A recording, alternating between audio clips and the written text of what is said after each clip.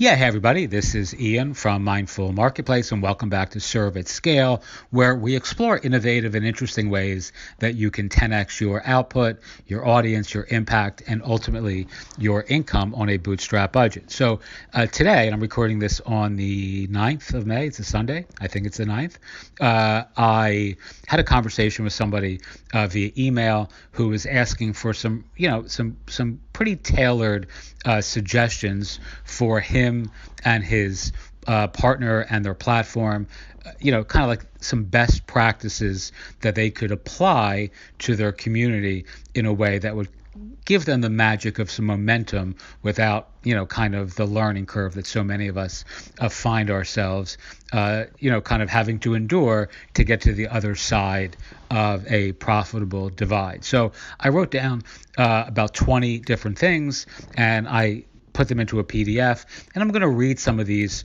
to you. You can actually get this PDF in the users, in your members area if you're a part of our private community. And if not, if you're just listening to this on an RSS feed or via YouTube, where I generally auto-publish these from our podcast, hopefully these help you as well. So number one, this is the most important thing, predicated on this particular person's sort of preoccupation with like the right theme, the right plugins, the right design stuff for their site.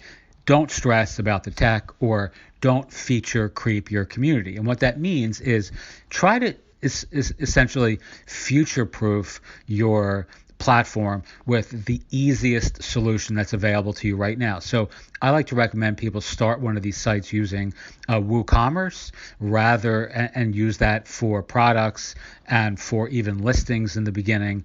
And the reason for that is because you can always, any theme that you're going to use down the road, no matter what plugin or framework, generally they're going to use WooCommerce as well. So it gives you the opportunity to focus in the very beginning on the things that are really truly important, rather than the plugins or the themes or the design heuristics, which can change, with the next best thing that arrives on the market. So the next shiny object is often the dream killer for most of us, right? So if you're constantly looking for the perfect theme or the perfect plugin, you're never going to get it, and there's always going to be something that appears better. Therefore, you're never really going to do the small, little, simple things that will actually make you money, build your brand, build your business, and allow you much more flexibility in the future. So don't stress about the tech. Don't feature creep your community. That means don't add like a zillion different ideas into the beginning that sound really sophisticated, but that aren't actually going to serve anybody in a really helpful way. They just make you look like you're doing all these complicated gymnastics or pyrotechnics with your platform. Like, it's very common for people to like want to run these multi-network like subdomains and all these different plugins. One's running Buddy Press, one's running a directory, one's doing, and it's just complicated, and it never works. And I've seen this just about 100% of the time when somebody reaches out to me and they have a suggestion, or they have a vision for their platform that's really complicated. I always know it's not going to work, because I've been down the road myself, and I know that's generally where I shoot myself in the foot, is overcomplicating things. All right, number two,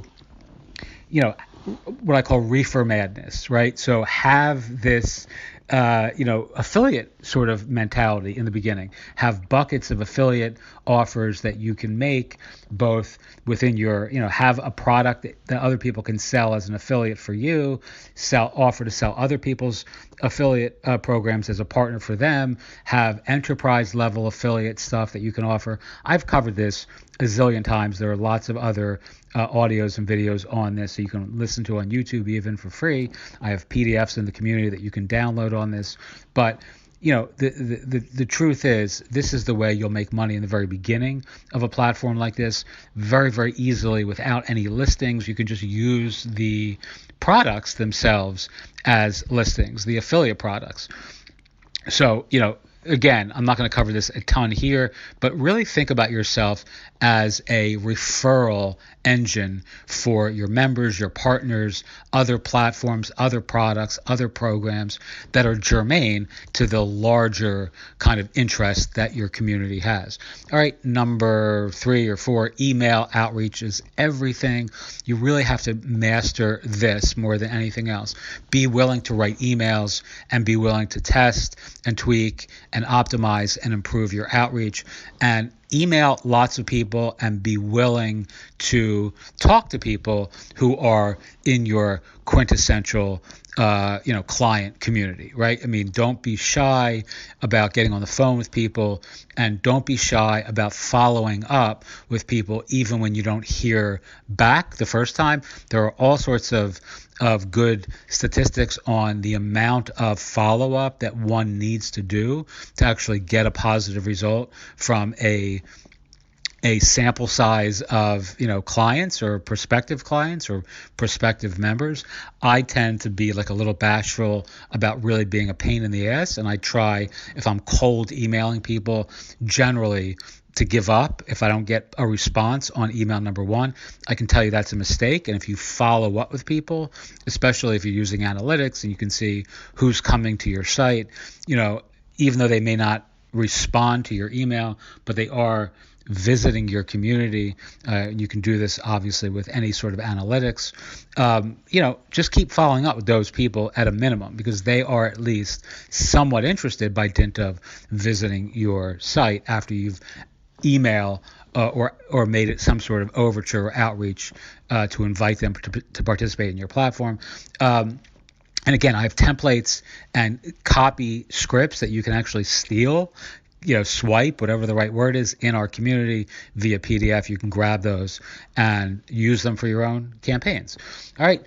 Always think of yourself as a digital media brand, not a directory, not a niche community, not a portal or a listing site or whatever. Think of yourself in the most audacious, the most inspiring, the most highly elevating way that you can, because it'll reconfigure how you think about what it is that you're doing. If you think you're building a directory rather than a digital media brand, it makes you feel a little bit less bold and audacious and excited, and everything can be umbrellaed within a digital media brand, but the digital media brand can't be umbrellaed within the directory. So in other words, the brand transcends any individual asset that you build, whereas if you're just thinking about an individual site, it's sort of a small play. It's thinking small. All right. Have back-end offers.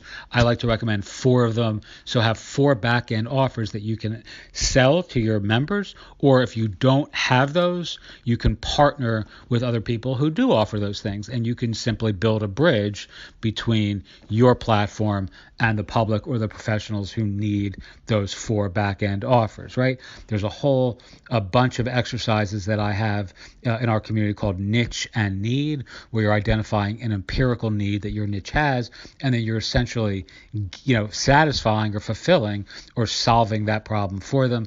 Even if you don't do it yourself, you can certainly partner with somebody else who does. You can just reach out to someone and say, hey, this is what I'm building. This is what my audience needs. And I see this is what you do. How would you feel about partnering together, to deliver these sorts of results to my audience? All right. And within those 4 back-end offers, have 1 irresistible offer. This has a rock star result and a before and after moment, something that transforms someone's life by dint of them having interacted with you, hired you, worked with you, etc. The example I like to give in our own business is writing a book, because people have this sort of bucket list goal of writing a book, and they generally don't do it. But if I can give them that result after 90 days of working with me, that is a before and after moment sort of, rock star result. They are now a published author, whereas before they worked with us, they were not,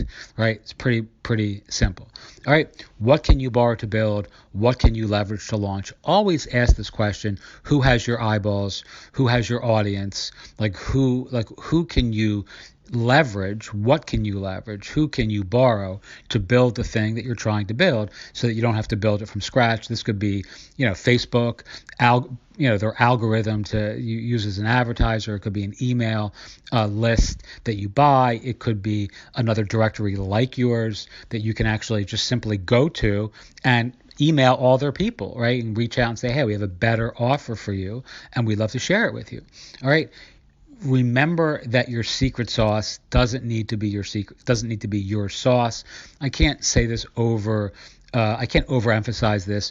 Your secret sauce doesn't need to be your sauce. You can simply use other people's magic to build your platform, right? And this could be using something like Ghost to build like your entire membership style, a design service for clients if you're working in a specific niche, or using Typeform to deliver these really cool interactive surveys and forms. I mean, you can pay for a service. It could be a keyword research tool that's really cool, or a competitive analysis tool that you can pay for, that then you can give your clients this really high level of keyword, data insight or whatever, that you're just basically paying for. You're paying for $100 a month tool that you can then turn into a, $3,000 a month income stream by dint of just, paying for that tool and offering the results to your members. All right. Always think about these things. This is the last one I'm going to read today, as income and assets. You need both income in the short term, and think about your asset as a long-term value play. So you're building like a piece of real estate. And again, I've covered this many times before, but at the same time, you need an income from whatever it is that you're building. And that's why I always recommend, using affiliate marketing and things like that to earn a short-term income, or to have these back-end offers that you can use your authority site to sell. Right? You can use the appearance of authority and expertise and the thought leadership that owning something that appears valuable in your niche market, vertical, or industry, and then actually, building an income by selling services while the asset is accruing value and evolving and growing and becoming more and more, it's appreciating more and more over time. All right, so those are some of the tips that I would offer as a general consideration for those of you who are interested in building one of these sorts of sites. Not all these will apply to you, of course, but hopefully there's a few of them that do, and that are helping you in terms of visualizing and conceptualizing what it is that you're hoping to build in the next couple months. Teach what you know, do what you love, wake up the world with your work. Thank you so much for listening. And again, you can download a PDF of this in your members area if you're a part of our community. Thanks so much. And as always, have a wonderful day.